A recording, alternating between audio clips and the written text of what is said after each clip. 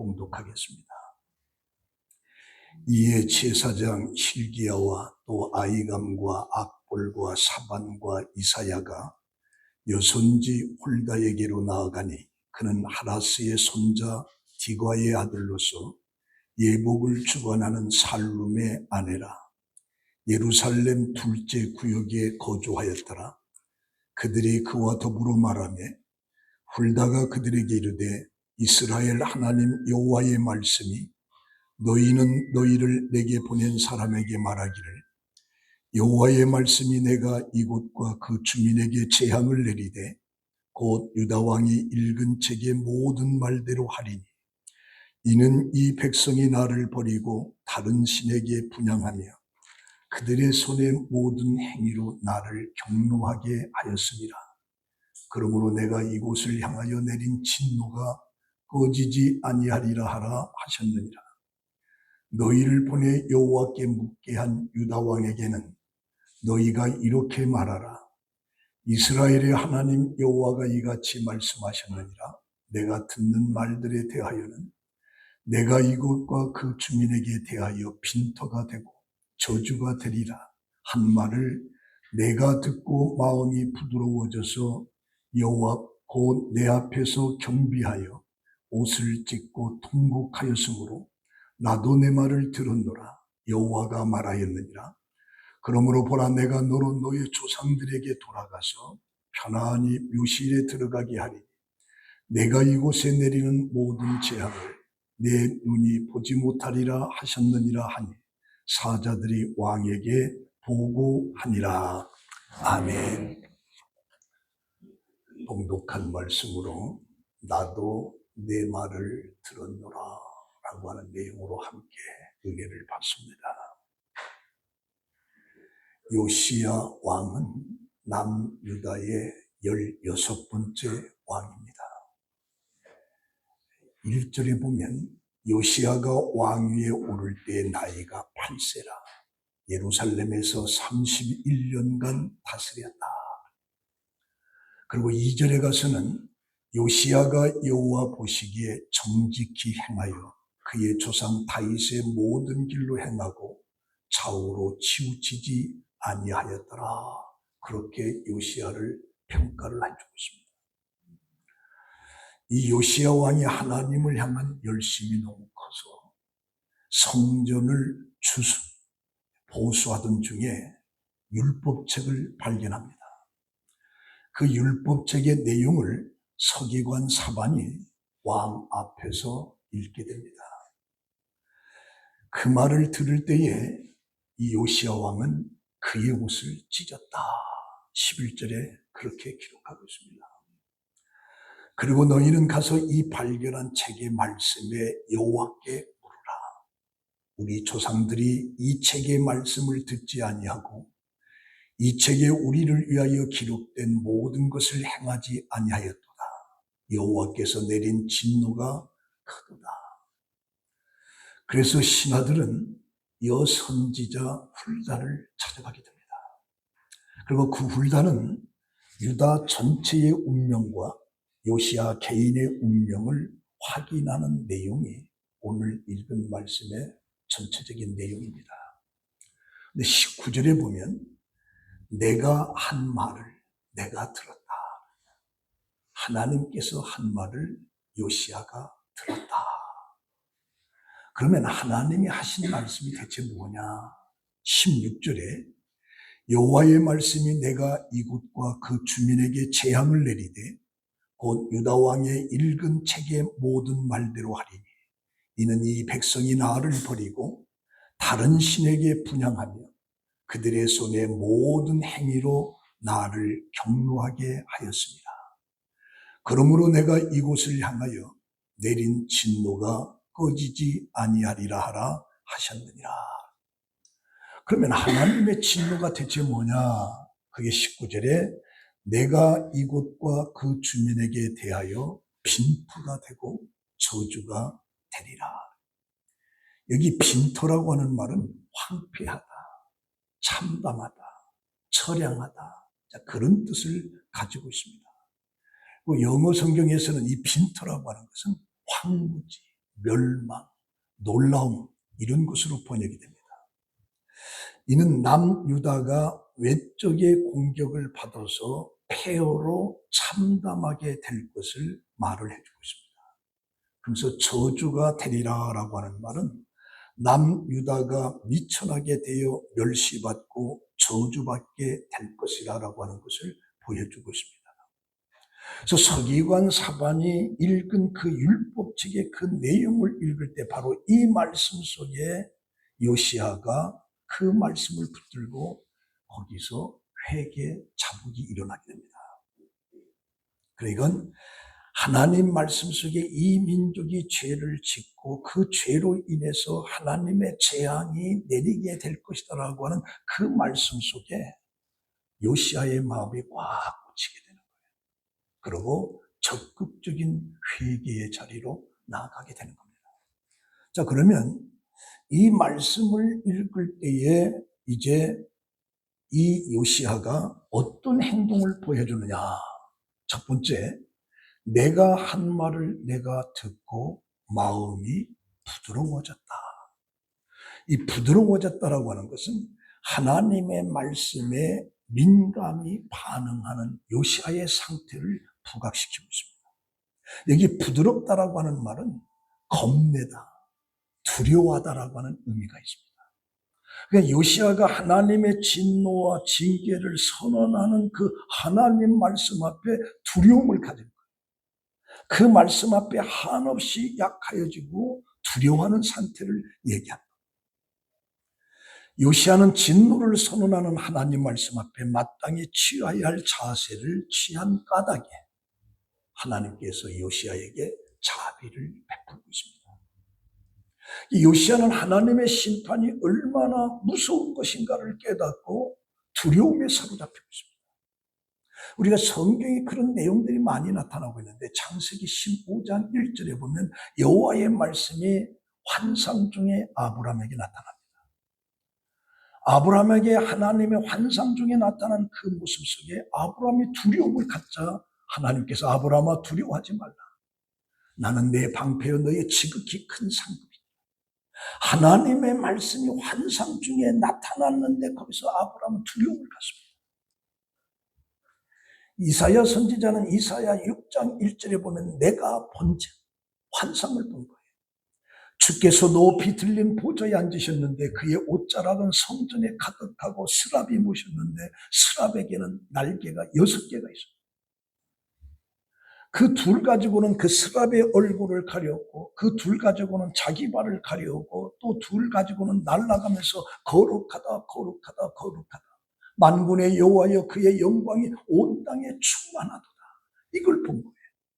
그걸 보는 순간에 이사야 선지자는 말하기를 화로다. 나는 망하게 되었도다. 나는 입술이 부정한 백성 중에 거주하면서 만군의 여호와신 하나님을 배웠습니다. 망하였다라고 한탄하는 장면이 나옵니다.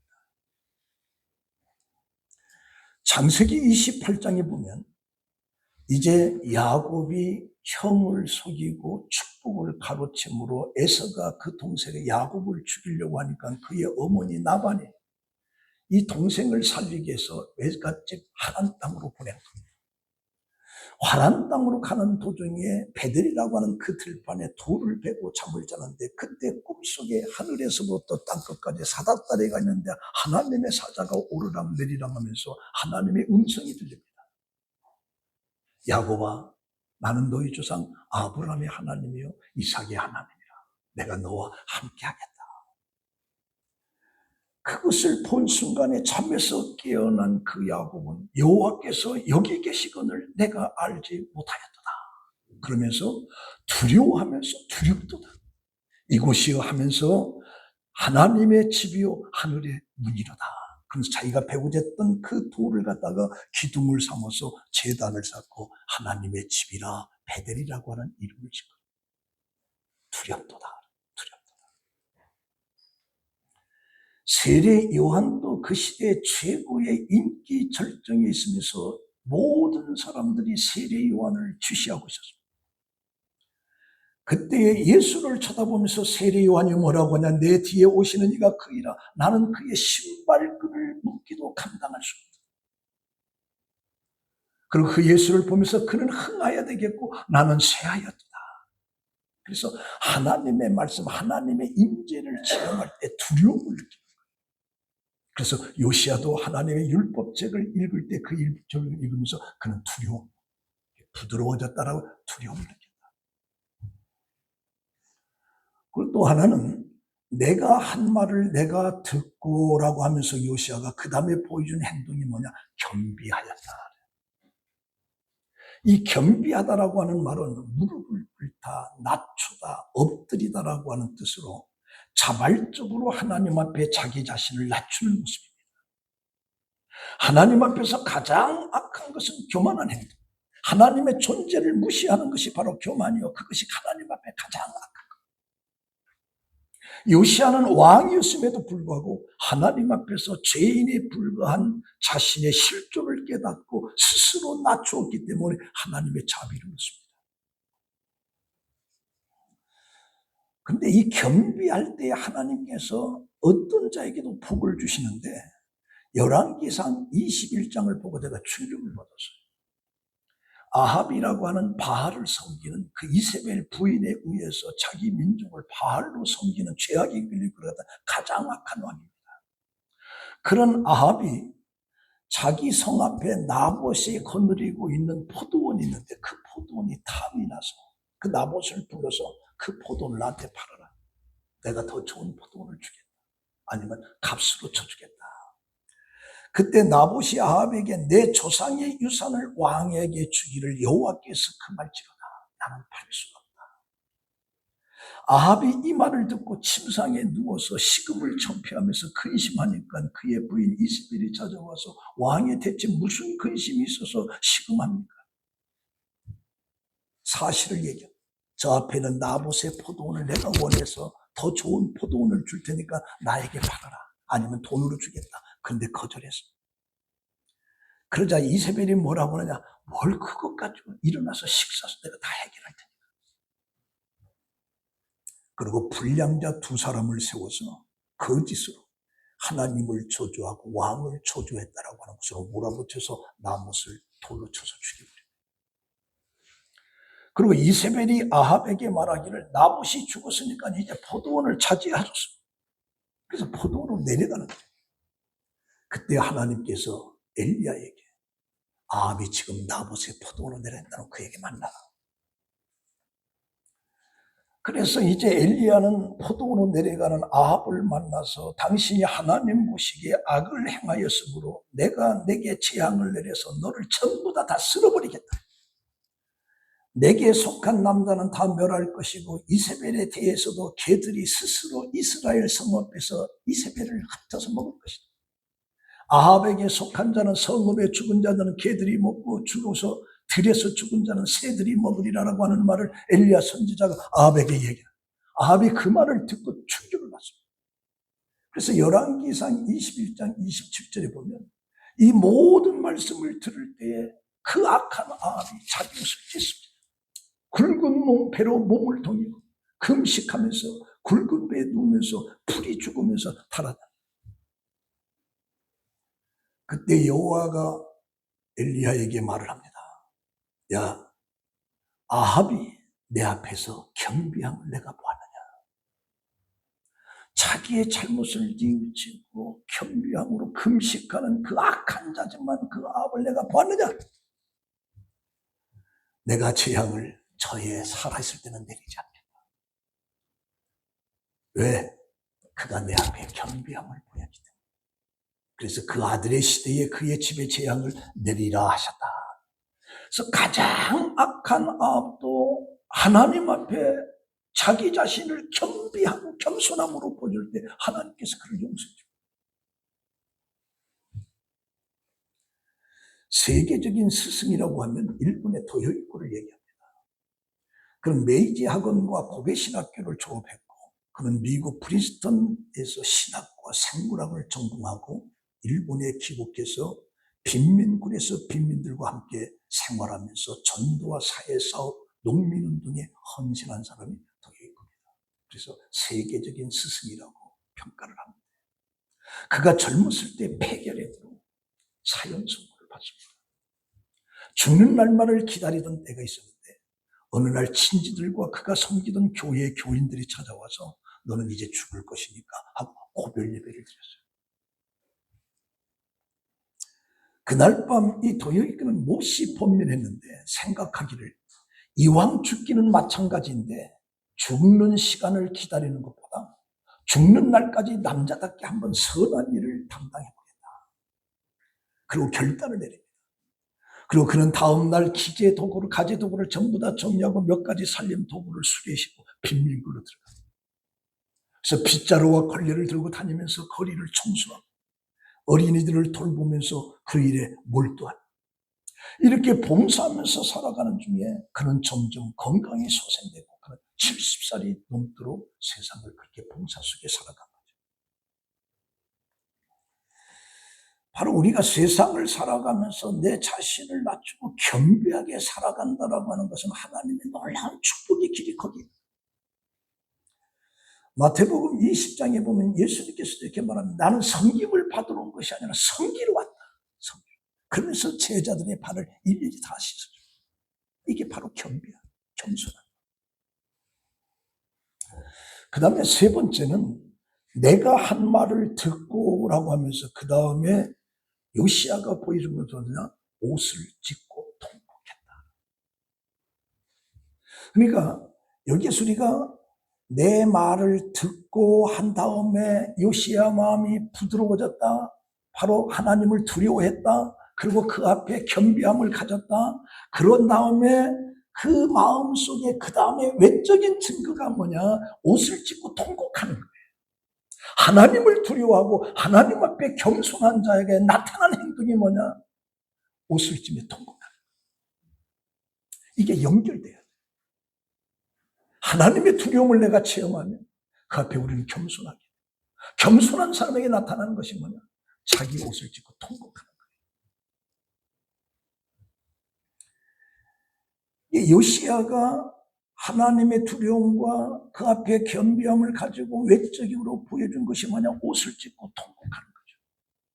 우리 11절에 보면 왕이 율법적의 말을 듣자 곧 그의 옷을 찢었다는, 옷을 찢은 행동만 나왔는데 19절에 가서는 옷을 찢고 통곡하는 행동까지 기록하고 있습니다. 이 통곡한다라고 하는 것은 일반적인 슬픔을 묘사하는 한탄하다, 슬퍼하다 정도의 의미를 나타내기보다는 고통스러워할 정도로 피해하는, 비통해하는, 이게 통곡입니다. 고통을 느끼면서 통곡하는. 요시야 왕은 남유다가 저질러진 범죄의 사실과 이에 대한 하나님의 명백한 징계와 심판의 말씀을 듣고 자기 자신의 감정을 주체하지 못하고 고통스러워하면서 울부짖으면서 통곡하는 모습을 여기서 보여주고 있습니다. 그래서 이런 표현이 요시야의 옷을 찢는 행동과 결합되어서 그의 회개가 슬픔과 비통함으로 강하게 나타납니다. 그래서 우리는 하나님의 임재 속에 두려움과 겸비함을 가지고 옷을 찢으면서 통곡하는 그 길이 바로 치유의 길이 되고 회복의 길이 되고 평화가 이루어지는 길이 거기서 나옵니다. 통곡할 때 두려움을 느끼고 겸비함 가지고 안 돼요. 그 다음에 외적에 나타나는 통곡 속에 바로 치유가 있고 회복이 있고 평화가 있습니다. 한 청년이 눈병으로 병원에 입원하게 됩니다. 눈을 정밀히 진찰한 의사는 긴장된 표정으로 뭐라고 하냐? 당신 두 눈을 뽑지 아니하면 생명이 위험하기 때문에 즉시 두 눈을 뽑아야 된다. 그 말을 들은 청년은 절망감에 빠지게 됩니다. 그 청년은 아픔과 번민의 슬픔으로 몸부림치고 있을 때 그의 친구 크리스찬들이 찾아와서 마지막으로 하나님께 매달려보라고 권고합니다. 그는 절망적인 상황에서 무슨 일인들 못하겠는가? 그는 친구와 함께 교회에 나가서 기도하는데 참으로 염치 없는 자기 자신을 발견합니다. 그토록 예수를 믿으라고 할 때는 끄떡도 하지 않았던 자가 이제 죽게 되니까 살려달라고 기도한다는 자기 자신이 너무도 염치가 없었어요. 그런데 그런 예배를 드리면서 기도하면서 그의 완악했던 마음부터 회개가 시작돼요. 기도가 술술술 홍수처럼 생겨서 그 눈에서 눈물이 나기 시작하면서 회개하는, 그는 울고 또 울었어. 얼마나 많은 눈물을 흘렸는지 그의 눈이 텅텅 부을 정도. 다음날 마음이 홀가분해서 가벼운 마음으로 이제 수술대에 올라가는 눈을 뽑으려고 했다. 진찰하던 의사가 깜짝 놀랐다. 그토록 심하게 번졌던 독균이 깨끗이 사라진 것입니다. 그의 뜨거운 눈물은 영육간의 생명을 주어진 거예요. 내가 하나님을 향해서 통곡하고 고통스럽게 울부짖는 그 눈물에게는 엄청난 힘이 있는 것입니다. 우리가 성경을 보면서 다윗은 유독 눈물의 사람이라고 우리가 평가합니다. 그런 눈물을 많이 흘리면서 회개한 사람입니다. 밤에 얼마나 울었든지 이불이 눈물로 철썩게 적실 정도로 그렇게 울었습니다. 그래서 시편 39편 12절에 보면 여호와여 나의 기도를 들으시며 나의 부르짖음에 귀를 기울이소서. 내가 눈물을 흘릴 때에 잠잠하지 마옵소서. 나는 주와 함께 있는 나그네이며 나의 모든 조상들처럼 떠도나이다. 시편 56편 6절에 보면 나의 유리함을 주께서 계수하셨사오니 나의 눈물을 주의 병에 담아주소서. 사울에 의해서 오랫동안 눈물로 도망다니던 그 눈물을 기억하시고 눈물병에 담아주소서. 다윗은 눈물로 세상을 보냈어요. 그래서 하나님을 향해서 눈물을 흘릴 수만 있다면 그 눈물은 엄청난 힘을 가지고 있다고 하는 걸 여러분들이 기억해요. 총독이 바르셀로나에 죄수를 태운 배를 순시했을 때 일입니다. 총독이 죄수 한 사람 한 사람에게 어떤 교류에서 감옥에 왔느냐라고 물어봤더니 죄수들은 이때가 기회다, 그렇게 생각하고 눈물을 흘리면서 자기는 죄가 하나도 없는데 억울하게 이렇게 당했다면서 눈물로 호소하다. 근데 그 배에 탔던 많은 죄수들은 전부 다 한결같이 눈물을 흘리면서 나는 잘못이 없다. 근데 단 한 사람만이 저쪽에서 울고 있는 거예요. 그래서 총독은 이상히 여겨서 너는 어찌 됐느냐라고 물었더니 그때 그가 이렇게 말합니다. 저는 다른 사람들과는 달리 정말 제가 범한 죄 때문에 이런 곳에서 살지 않으면 안 될 몸입니다. 실은 작년 봄 뜻하지 않는 재난으로 저희 식구들이 하루 3끼 밥을 먹을 수가 없었습니다. 나는 참을 수 있었지만 이 처자식들이 굶는 것을 내가 참을 수가 없었습니다. 그래서 나쁜 짓인 줄 알면서도 남의 물건을 훔쳤습니다. 그 한때의 주림은 변할 수 있었으나 금방 탄로가 나서 현재 이렇게 여기 있는 것입니다. 조금만 더 마음을 굳게 가졌더라면 도둑질을 하지 않았을 텐데 이렇게 후회가 돼서 내가 눈물이 나는 겁니다. 이 말을 들었던 총독이 자기가 가지고 있던 지팡이로 죄수의 창틀을 때려버려요. 이 나쁜 놈. 지금 내가 듣자니 이 배를 타고 있는 자들 한 분 다 죄가 없다는 네 한 놈만 죄가 있고 이런 자를 무죄하다고 하는 자들과 함께 드는 것은 하나님 앞에 죄송한 일이다. 당장 이런 걸 내쫓아버리라. 그 사람을 배에서 내보내. 그 사람만 살았어. 자기 죄를 깨닫고 반성하는 그가를 가상히 여겨서 그 총독이 그냥 등짝 때리면서 그들 앞에 내보내버린 거예요. 그러니까 진실되게 하나님 앞에 통곡하고 눈물을 흘리는 자에는 하나님의 놀라운 자비와 치유가 있다. 임페리얼 뮤지엄 박물관에 소장된 그림이 한 幅 있습니다. 그 그림의 내용이 뭐냐면 황제가 성당에 들어가려고 하는데 주교가 앞에 딱 버티고 당신은 못 들어갑니다 하는 장면의 그림. 이것은 역사적인 사실을 그린 거예요.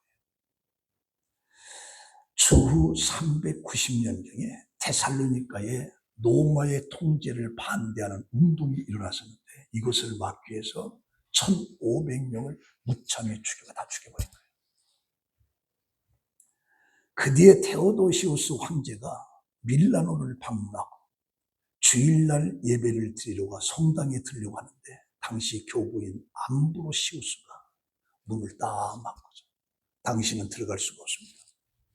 황제가 말합니다. 왜 못 들어가느냐? 당신은 죄인입니다. 그러자 황제가 다윗 왕도 죄인인데 그때 암브로시우스가 유명한 말을 합니다. 그러면 다윗처럼 회개를 하셔야죠. 다윗 왕은 회개를 했습니다. 당신은 회개가 없기 때문에 못 들어갑니다. 그 그림의 내용이에요. 이게 회개하지 않는 죄인, 회개하지 않는 교만한 사람은 하나님의 집에 들어갈 수 없다. 회개가 없는 사람은 하나님의 위로를 받을 수 없다. 진정으로 통리하는 회개가 있어야 돼. 놀라운 사실은 요시야가 뭐냐? 내가 내 말을 듣고 회개했다는 거죠. 이게 중요해요. 내가 내 말을 듣고 회개했다. 자, 그러면 이 말씀의 결론이 뭐냐? 우리 19절에 내가 한 말을 내가 듣고 라고 하는 말은 하나님의 진노지요. 그래서 요시야는 두려워하고 겸비하고 옷을 찢고 통곡했습니다. 이런 요시야의 행동을 보시고 하나님이 그 다음에 뭐라고 하냐? 나도 내 말을 들었노라. 나도 내 말을 들었노라. 네가 내 말을 듣고 이렇게 했으니까 나도 내 말을 들었노라. 그렇게 말합니다. 인간이 하나님의 말씀을 듣는다면 하나님은 인간의 말을 듣는다는 영원 불변의 기도 응답입니다. 내가 하나님 앞에 들었으므로 나도 내 말을 듣노라. 이게 기도 응답의 조건이에요. 조건. 인간이 당신의 말씀을 듣고 수용하는 태도를 보인다면 하나님도 적극적으로 인간의 기도를 들으시고 풍성한 것으로 응답하신다라고 하는 말씀입니다. 네가 내 말을 들었으므로 나도 내 말을 듣겠다. 시스기야 왕 시대에 아스루 왕 사네립이 유다의 견고한 성읍을 점령하고 예루살렘으로 공격해 들어옵니다. 그때 납사게가 시스기야에게 내가 의뢰하는 것이 무엇이냐? 네가 섬기는 하나님이냐? 우리나라에서 패망을 당한 모든 나라들 중에 우리나라 왕 아스루 왕으로부터 구원받은 나라가 어떤 나라가 있느냐? 이 말을 시스기야 왕이 듣고 옷을 찢습니다. 왜? 하나님을 모욕했다. 이 납사게가 우리나라를 쳐서 공격해서 패한 나라들 중에 그 우리나라 왕 손에서 구원받은 신이 어디가 있느냐라고 하는 말을 듣고 시스기야가 옷을 찢습니다. 굵은 베옷을 두릅니다. 여호와의 전에 들어가서 우리 하나님 여호와여 원하건대 이제 우리를 그의 손에서 구원하소서. 그리하시면 천하 만국의 주 여호와가 홀로 하나님이신 줄을 알겠나이다. 그때 열왕기하 19장 20절에 보면 내가 아수르 사네림 때문에 내게 기도한 것을 내가 들었노라. 살아난 사내림의 방자망자한 하나님을 갖다가 모독하는 그런 말을 네가 듣고 하나님의 성전에 찾아와서 옷을 찢는 그것을 내가 들었노라. 그 밤에 여호와의 사자가 나타나서 아수르 진에게 군사 18만 5천 명을 다 죽였다. 아침에 일어나보니까 다 송장이 되었다. 그리고 그 사내림은 그의 고국에 들어가서 그가 섬기는 니스옥 선진에 들어가서 자기 아들의 칼에 죽고 말이야. 그러니까 내가 어떻게 하나님을 행동하고 하나님 앞에 어떤 모습이냐에 따라서 내가 너를 보고 들었노라라고 하는 응답을 들을 수가 있는 겁니다. 내가 먼저 선행적으로. 그러면서 20절에 그러므로 보라 내가 너로 너희 조상들에게 돌아가서 편안히 묘실로 들어가게 하리니 내가 이곳에 내리는 모든 재앙을 내 눈이 보지 못하리라 하셨느니라. 이 말을 왕에게 보고를 하는 겁니다. 하나님은 요시야의 그 통곡하면서 통회함을 들은 결과로 주는 응답이 뭐냐? 보라, 내가. 이것은 모든 일의 주체가 하나님이라는 거죠. 그래서 하나님은 요시야에게 하는 일이 너로 너의 조상들에게 돌아가서 편안히 묘실에 들어갈 것이라. 편안히. 그래서 우리가 성경을 보면 아브라함 이후에 여호와를 향한 신앙적 전통을 지고 있었던 시브리 사람들에게 있어서 열조에게로 들어간다라고 하는 것은 축복된 죽음을 말하는 겁니다. 편안히 묘실로 들어가게 하니. 저는 이 말씀을 보고 편안히 묘실로 들어간다니까 살 만큼 오래 살다가 편안히 하루 정도 아프다 죽는 줄 알았어요. 그런데 그게 아니에요. 요시야가 장수하다 편안히 죽는 것이 아니라 역대상 35장에 보면 애굽왕 바로와스와의 전쟁 속에서 활에 맞아 죽습니다. 활에 맞아. 그럼 이게 뭐 편안히 묘실에 들어가는 거냐 그래서. 근데 이사야 57장 1절에 보면 의인이 죽을지라도 마음에 두는 자가 없고 진실한 이들이 거두어감을 당할지라도 깨닫는 자가 없도다. 의인들은 악한 자들 앞에서 불려가도다.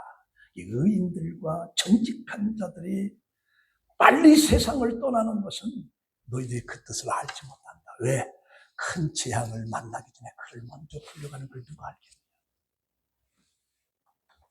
그래서 사실 요시야는 바로놓고 애굽의 왕의 전쟁 속에 죽음을 당했지만 요시야의 뒤를 이어서 20대에 이르기까지 그들의 삶을 쳐다보면 요시야의 아들 17대 여호와스는 느고에 사로잡혀서 3개월 만에 폐위가 됩니다. 그리고 18대 왕 여호야김은 11년에 바벨론의 포로가 됩니다. 19대 여호야김은 3개월 만에 바벨론을 끌려갑니다. 20대 마지막 왕 시드기야는 11년에 눈이 뽑혀서 바벨론을 끌려갑니다. 그래서 요시야 후에 모든 유대 왕들은 비참한 운명을 맞이하게 됩니다. 그리고 시대와 같은 그들은 1차, 2차, 3차에 바벨론에 의해서 포로로 끌려가고 뺏기고 모든 고통과 고난을 당하는 걸 전부 다 쳐다본 거예요. 요시야는 그게 전쟁에 나가서 죽은 거예요. 그래서 내가 눈으로 보지 못하리라. 이처럼 참혹한 상황을 눈으로 보지 않고 편안히 죽는 것을 동서고금을 통해서 우리가 축복이라고 얘기해요. 이거 하나님의 은혜다.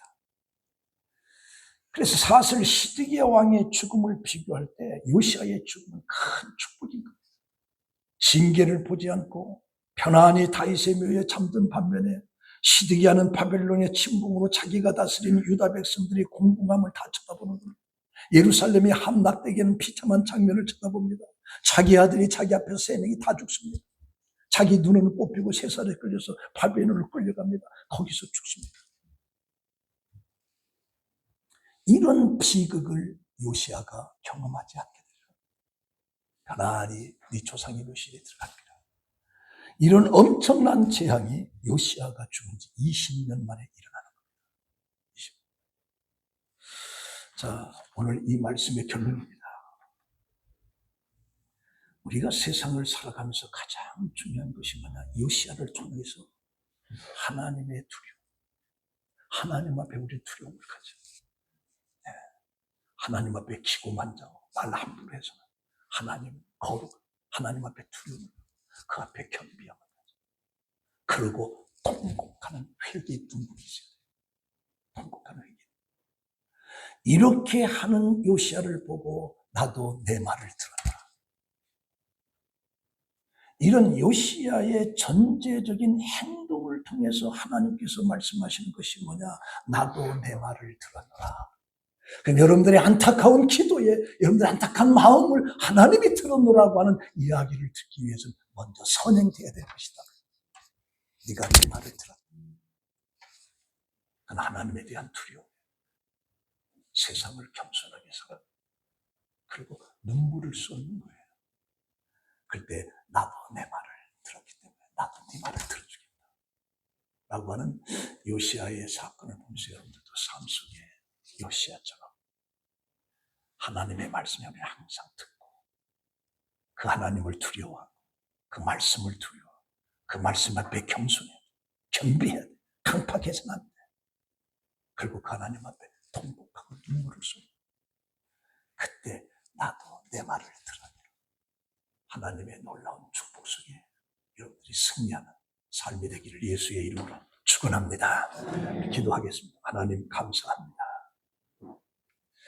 요시야의 행동 앞에 하나님께서는 나도 내 말을 들었노라 라고 하는 하나님의 음성 속에 그에게 주어진 편안히 묘실에 들어가리라 축복의 요시야를 봅니다.